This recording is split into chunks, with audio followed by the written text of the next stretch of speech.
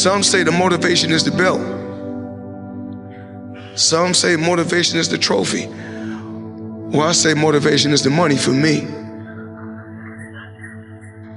Because the money was able to retire my mother, put my dad in a comfortable position, put my kids in the best area.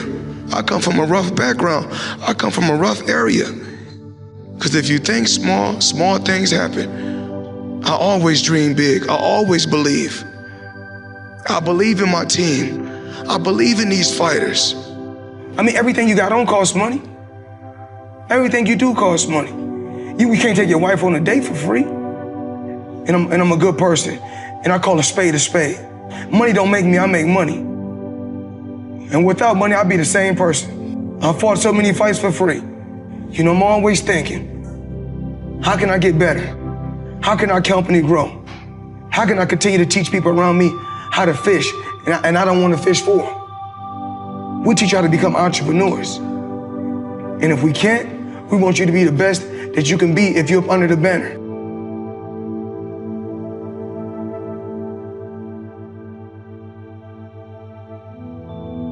You know, this dream that I had started years and years and years ago. You know, no matter what my dad did, you know, because he done whatever he had to do to give me a finer life, to give me a better life, to give me the best life that he could give me. And everything happens for a reason. Even when my dad was incarcerated and he went away, I still will hear his words in the back of my mind. Continue to work hard. Nothing is gonna come easy. I worked hard, I worked extremely hard to get to this point. And every day I know I'm blessed. I'm truly, truly blessed. And I don't take anything for granted. And nobody in here can take anything for granted.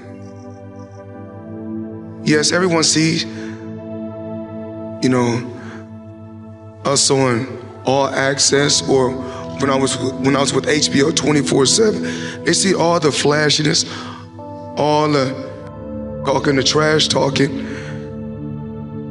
I had a game plan. And when I say TBE, it's no disrespect to no legendary champion. Because every fighter that's in this room has to feel that he's the best. If not, you in the wrong sport. People don't understand what it takes.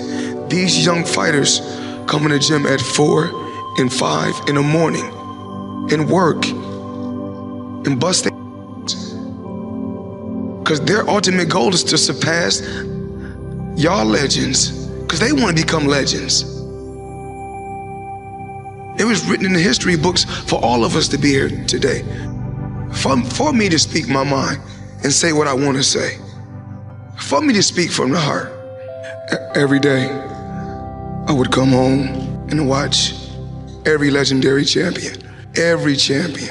Larry Holmes, Sugar Ray Leonard, Marvin Hagler, Mike Tyson, Roberto Duran, Michael Dokes, Eddie Mustafa Muhammad. I mean, this list goes on and on. And I always wanted to, you know, it wasn't one fighter I wanted to be like. Some days I wanted to fight like Leonard. Another day I want to fight like Hagler. But then I want to have a style like Tommy Hearns. But then I want to be a killer like Mike Tyson. And then when I took all those different champions, Chavez and Roberto Duran and all these different champions and all these different guys, I said I'm gonna take a little bit from every one of them and put it all in one box and shake it up and see what we come up with. And being a champion, I think that even though I transcended and changed the sport of boxing, but being a champion is not just receiving a lot of money or receiving a belt, because I did it thousands of times for free before I got to this point. I didn't just want to be a fighter. I wanted to learn the business so I can have my own business, so I can have my stable of fighters. We give back, but we don't look to the media to get praised. As long as God know we doing a good deed, because when I go do deeds and I don't glorify it to everyone else, I get blessed when I get in that square circle. That's why I keep winning. And that's what I have to tell every fighter, all you champions, because you don't have to have a belt to be a champion in my eyes. To get something, you have to sacrifice something. And what I did, I put everything aside my whole life. Boxing has always been first. I never focus on anything but the guy that's in front of me. Because when it comes down to it, I always said this for many, many years, the fans cannot fight for you. And one thing I know I can do, I can fight. So, the fans, when they shout, scream, I don't worry about nothing. I just, keep my composure and stick to the game plan. Constantly keep coming ahead, pushing him back. When he first come out for the first 20 seconds of the round, when he go back to his corner and he sit down, I said when he come out, he gonna come out for 30 seconds and fight hard, and then he gonna break. And once he break, that's when I'm gonna shoot a hard shot to the body, hit him with a hard shot up top, and keep pushing him back. Remember, I told you guys, weight doesn't win fights. Fighting wins fights.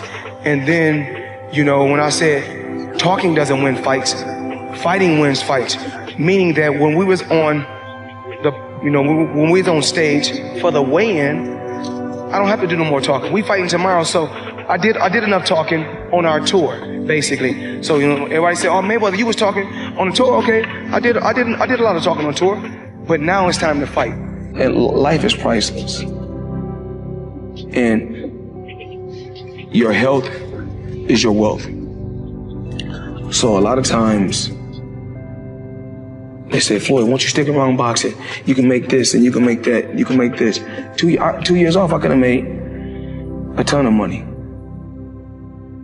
But remember, your health is your wealth. I never wanted, as far as, making weight, when you asked me about Gervonta, Tank, making weight. He's young.